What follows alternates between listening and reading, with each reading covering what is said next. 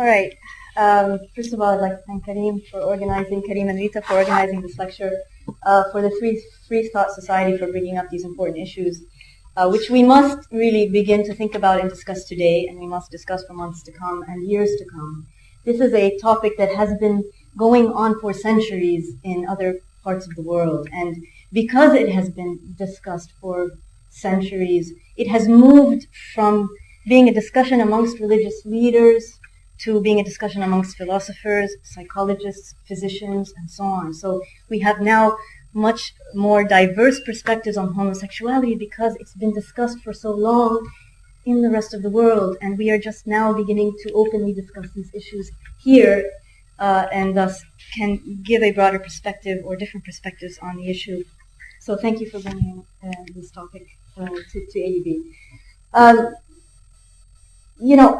Having said that, the idea of homosexuality in other parts of the world has shifted from being a sin to being a deviance to being a pathology, and now in the West being considered simply a variant of sexual behavior, sexual identity, and sexual attraction. And having said that, also when I went into psychological databases to get you some of the recent studies in the literature, I found that there is much more on homophobia than there is on homosexuality. People want to know, why is a homophobic and not why is a homosexual homosexual. So something for us to think about. So why do we come to a psychologist for some of these answers? Oftentimes we want to know, what are the causes of homosexuality? Psychologists have been doing studies on this. Is this environmental, or is this a genetic influence? Is this a biological influence? We want to know if we can clinical psychologists reverse homosexuality? And there are a lot of studies on that I will be ready to discuss with you. We want to know if homosexuality is an abnormality. Okay? These are issues that psychologists have discussed also for over a century. We're trying to dispel myths, right, and present facts. So let me present to you some of the facts. Okay. First of all, discussion of homosexuality among psychologists began with case studies. Okay. So in the late 1800s, the early 1900s, you have psychologists, primarily psychoanalysts at that time, writing up their experiences with their homosexual patients. Okay? So a case history is about a single patient. And from those case histories, we learned from these case histories that homosexuals tend to have pathological family backgrounds, okay? That they tend to have weak, ineffective fathers and domineering, intrusive mothers, okay? That homosexuals have had a history of sexual abuse with a same-sex adult, childhood sexual abuse with a same-sex adult. And for much of the early part of the 1900s, that was a common belief. Interestingly, with time, we've now conducted empirical studies to try to support, validate, disconfirm, or confirm these findings, or these case studies.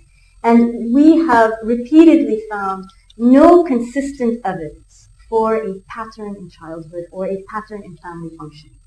Okay? So there is no evidence to say that homosexuals have weak and ineffective fathers consistently, or that they have domineering mothers. In fact, many of us heterosexuals, or many heterosexuals, do have domineering mothers and intrusive mothers.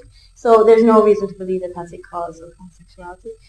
Some homosexuals have had this experience of sexual abuse by a same-sex adult, and that's true, but there is no consistent evidence that that is common, or that is a cause.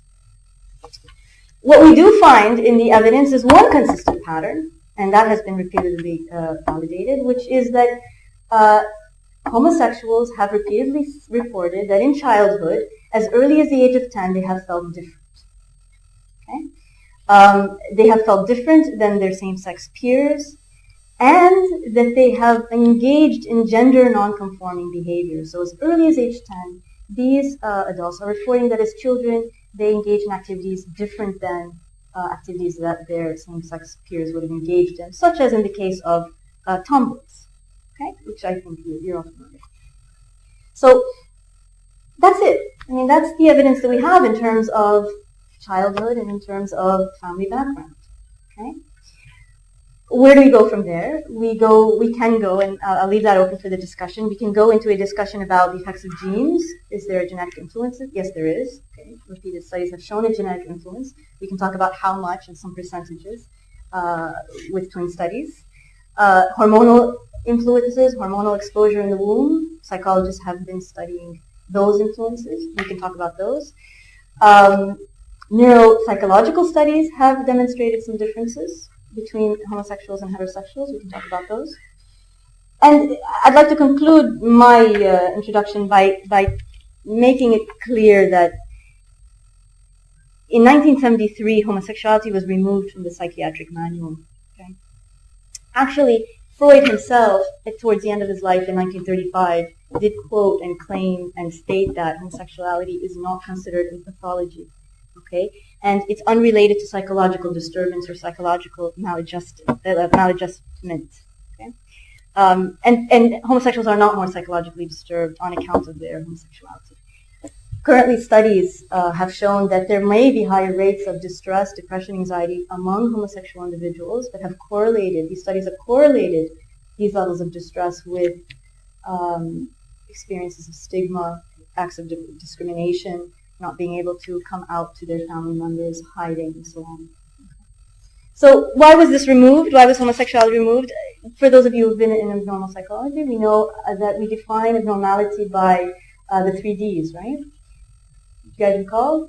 I hope somebody here is from abnormal psychology. The 3 Ds are distress, dysfunction, and danger. Okay? So we assume that someone is psychologically disordered or that they have an abnormality when they're experiencing significant distress. Okay? When their issues are impairing their functioning, in other words, dysfunctional, okay? And when they're a danger to self or other people.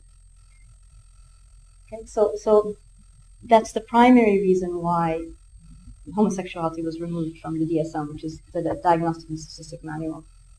Okay? Another reason why we have shifted from thinking of this as an abnormality is because treatment has failed again and again in the literature to reverse this process. Okay? Psychoanalysis has been attempted, behavior modification has been attempted, aversive therapies have been attempted. We can discuss what those are if you'd like. In trying to change patients who are interested in reversing their sexuality. What has been the outcome? 88%, I'm reporting one study, 88% of the subjects of that study reported no change in sexual orientation after psychotherapy. For those who had a change, what occurred is a reduction in homosexual behavior, but not in attraction, and no increase in heterosexual attraction. So what some of these psychotherapists or clinical psychologists have done is make this homosexual person asexual and remove any of their kind of sexual life and sexual behavior, and we can discuss that if you'd like.